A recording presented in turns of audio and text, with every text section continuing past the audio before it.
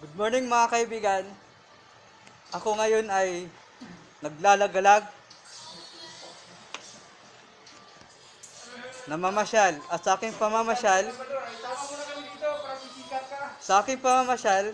nakita ko ang isang barbershop. Ayan o.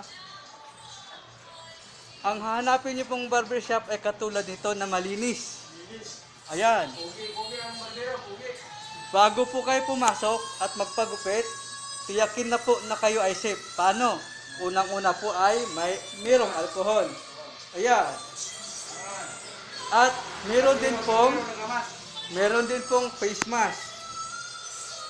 Kahit po kayo ay may face mask na galing sa inyong bahay, tahanan, kayo po ay bibili pagkapasok sapagkat ayan po, ginamit yung face mask galing sa inyong bahay ay contaminated na po.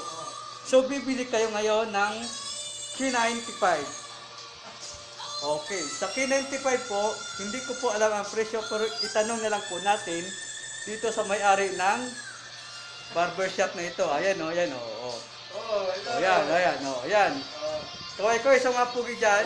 So, kapag ka po kayo ay ginupitan, hindi lang kayo pugi. Ayan.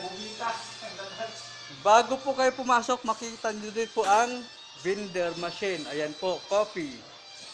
Ayan. Kikita nyo po, ano? Ayan. Pagkatapos nyo pong, kapag ka po tayo kasi ay ginugupitan, ay para tayo inaantok.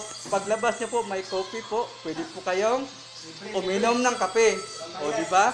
Hot coffee. O, ngayon, dahil tapos ka na nagupitan, meron ka ng hot coffee doon, pwede ka na umuwi. Sip ka na, nagising ka pa. Meron pang extra service. Ang extra service po ay relaxation. Okay po? O. Ayan, si Sir, minamassage. O, ayan, o. Good service po tayo mga kaibigan. Ayan, natapos na po si Sir. Tumayo na po siya. Ayan. Tapos na po. Salamat po sa inyong panonood. Good morning po. At wag pong, ayan o, ayan o. Wag pong kalimutan mag-subscribe kung kayo po ay bago pa sa channel na ito.